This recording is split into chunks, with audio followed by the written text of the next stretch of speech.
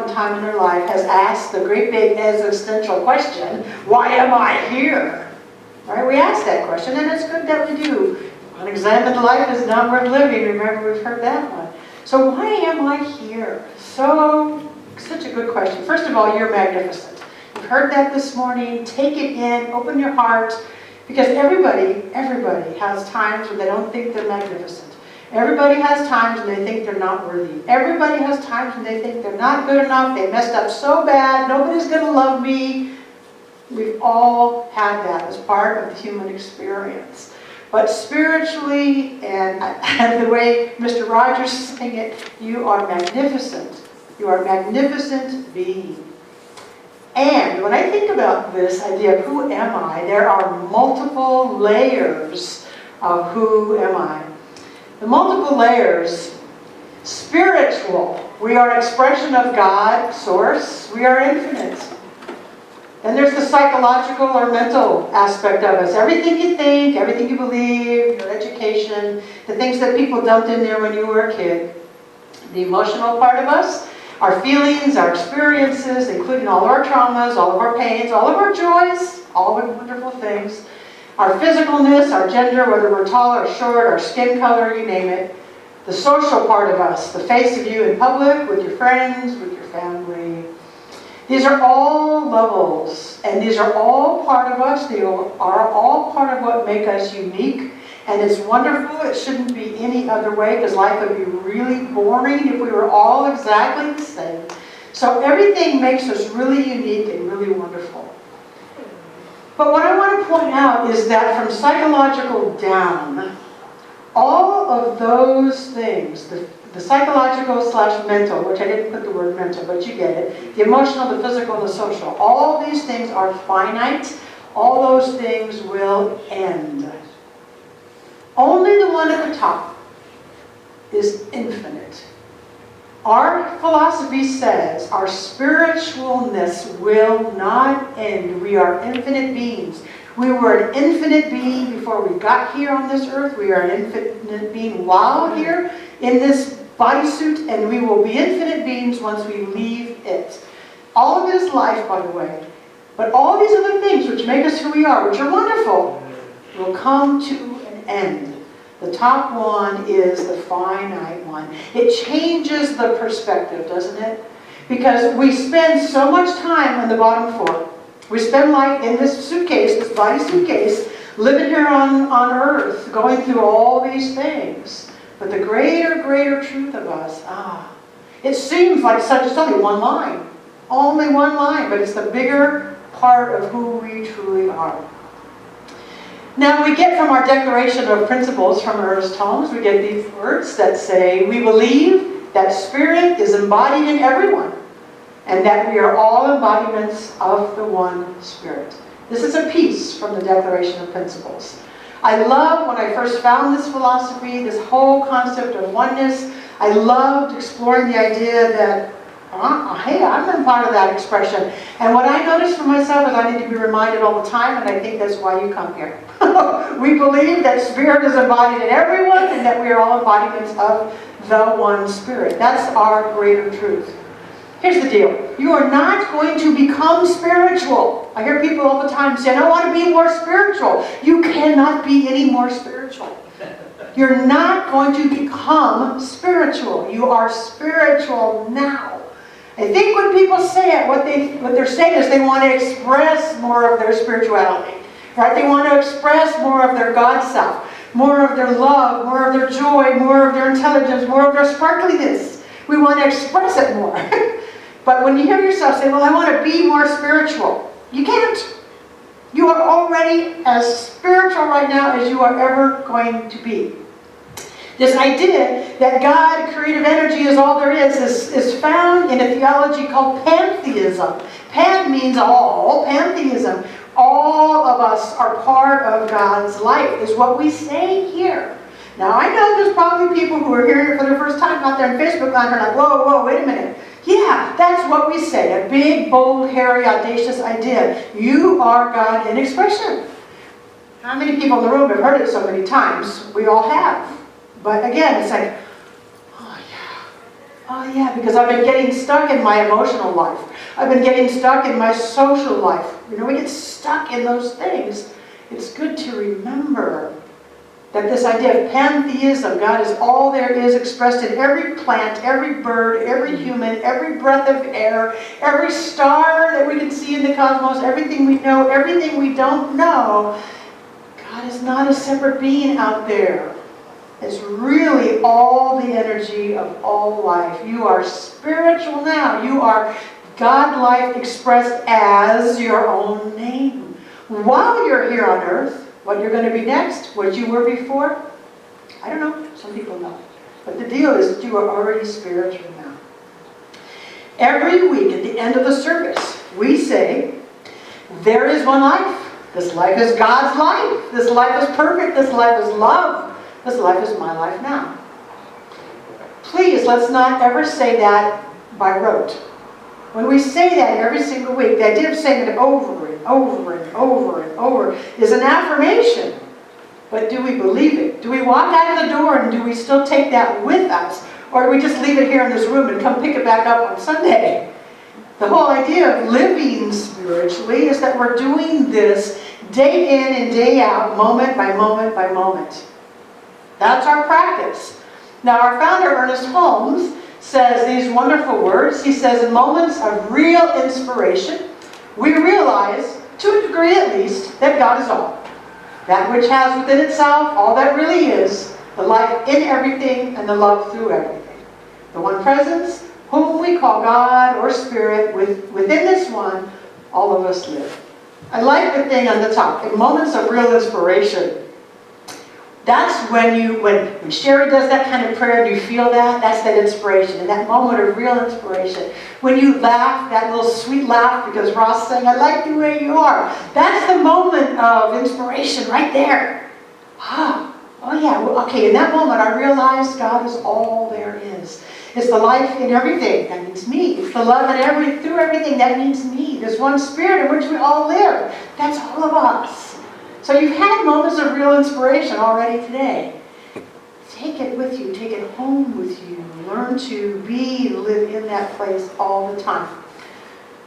We say we are spiritual beings having a human experience. I also like to say it this way. We are infinite beings having a finite experience. We get so stuck in thinking that this life around us is all that there is. And this is just a little drop in the bucket. We are infinite beings having a finite experience. Okay, great. That's wonderful to say. That's wonderful to believe. That's wonderful to take in. But ask yourself, can I see God in me? I know some of you can. I know some of you can some days and not other days. But that's the practice, because some days I don't feel worthy. Some days I don't feel good enough. Even in the days you don't feel good enough, you still are spiritual expression. Bless you, listen. Can I see God in me? Because that's where it starts, seeing God in ourselves. Now I'm going to read you a little story. And I've heard this story in a number of ways, and so has the person who wrote it for us this time. This comes from our global thing. I've heard it Buddhist, I've heard it Christian. They made this be about a good person, because that way it can be through any religion. Also, I want to say, if you're new with us, we don't believe in heaven as a place, okay? But this little story talks about heaven. The point will be made, okay? The point will be made. A good person makes his transition, and when he arrives at the gates of heaven, he knocks 3 times, and he hears the voice of God. Okay, you're with me, right? I believe all this stuff, but when he hears the voice of God who asks him who he is, and the man answers, I am. And to his answer, God says, I'm sorry, heaven is full, there's no room for you, come back another time. The good man returns to earth and meditates for a long time on the answer he received, until he feels ready to return to heaven. Again, he knocks on the gates of heaven 3 times. And he had to knock on a door. And he hears the same voice of God asking him who he is. And he answers, I am. And again he receives the same answer. The good man returns back to earth, meditates even more deeply, until he finally feels ready to answer for the 3rd time. When he arrives at the gates of heaven, he knocks 3 times, and he hears the same voice of God asking, "Who are you?" And this time he answers, "You are." And the gates of heaven open wide. And God said to him, "There was never enough room for me and someone else."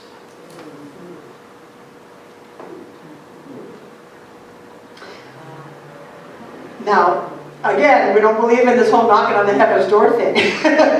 Or I guess you can if you want to, but that's not what's taught in this philosophy. But you get the meaning there, right? There's not room for God and someone else. The story is just reminding us there's only God. There's only the source. There's only the energy of all life. So we're not waiting for God to come to us. We're not waiting for this wonderful godly experience to happen to us. What we're remembering is that life is happening as us. As us. Bless you. You got a lot of pollen running through the room today. God is happening as us. All right, then we have all kinds of other teachings about how that actually happens, and that will come another day. Today I just want us to really anchor it in. It's not me and God. It's me as God. If this is new for you, if this is like, whoa, what? Michael's saying, whoa. I ask you to go home and think about it. Really think about that. Ponder that.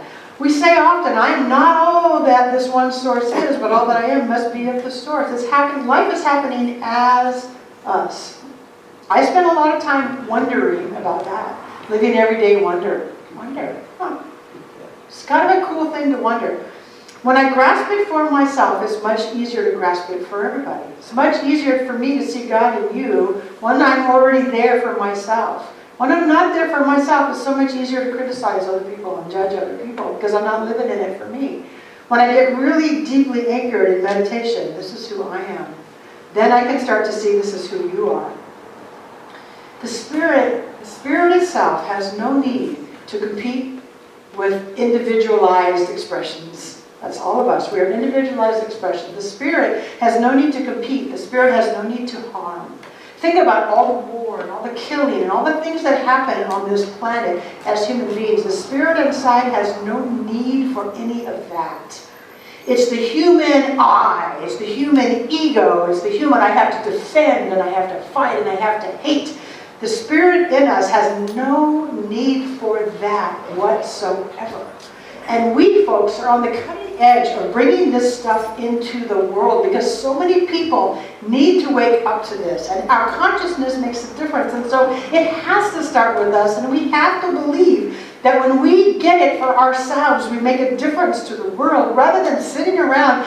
And I'm getting a little bit, wow, because I do this. We all do this. I sit around and I judge other people. I criticize other people. Those people need to be more peaceful, but look at me. Let me remember who I am. And when I really get life is happening as me, the God life is happening as me, it's easier to see it in others. And this morning I was doing a practice, and I want to share this practice with you because I found it to be challenging and cool. Sitting quietly, there goes me as the lonely elderly woman. There goes me as the carefree 3-year-old. There goes me as the scared 20-year-old black man. There goes me as the 15-year-old teenager. There goes me as the person in the wheelchair. There goes me, you see, on and on. Trying to see myself in each of those people. And those are all people in my life. People who I might get a little frustrated or irritated with, there goes me as this person. Because if there's only oneness, then that's the truth. And sometimes that's so hard to grasp. Here, I like this one. There goes me as this brilliant pianist. All right? It can be really wonderful things too. There goes me as that beautiful woman. There goes me as that, you can fill in wonderful things too. There goes me as that speaker who's brilliant. There goes me as that person who's so loving. There goes me. Try it. It's really interesting. It's challenging. It's challenging. Oh, how about this one? There goes me as that politician I don't care for. There goes me as the selfish person. You know, the things we might judge. Oh, that person's so selfish. There goes me as that selfish person. Maybe I am, maybe I'm not. It's just something to think about, something to wonder about. It's a really, really good practice. But spirit in us has no need to judge, to criticize, to compare, to harm anybody else. Let us be the ones to make the change. And let us believe that as we do so, we change the consciousness. We contribute to a world that works for everyone. That's what we are doing. So if the God in you is infinite, if the God in you is an infinite being, which I believe it is, and if what we are is God in finite clothing, we're just God in finite clothing. But we are this infinite being in this finite clothing. Well, I think that's pretty damn wonderful. Wonderful. Let's close our eyes together. Right here in your heart, bring that sense of sweet laughter when Ross was singing the Mr. Rogers song. I like you as you are. Right here in your heart, bring in the feeling when Sherry was telling you how precious you are, and how perfect you are, and how loving you are. Bring all that back into being. It's right here. That's the moment of inspiration. Take my words, Sherry's prayer, and Ross's songs. Take the feeling that lives in this room, the joy of seeing each other. Take all of it. Just take it in to whatever you consider the center of your being. It has never left. It is always there, which is why you can tune into it anytime you want.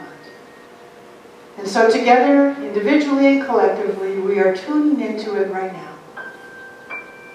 And what is it? It's a feeling, yes. It's a thought, it's an experience, yes. What is it? It is the energy and the vibration of the one source from which everything comes. What I call my intelligence is God's intelligence. What I call my love is God's love. What I call my joy is God's joy. What I call my energy is God's energy. What I call my life is God's life. Only one thing, but expressing in multiple forms. Let us breathe in deeply, remembering we, every single one of us, are one of those forms. I speak this word for this moment, that we release anything that feels like I am not worthy of this truth. Because the truth is simply that truth. One life. I speak this word that any not good enough just melts away. Or, even when we feel not good enough, we are still divine, infinite beings, right in the middle of that feeling. Nothing can take this away. We might block it. So I speak the word right now that we unblock it. We open it up. We allow the love and the intelligence and the joy and all that goodness of spirit to be felt, to be known, to be present right here as us.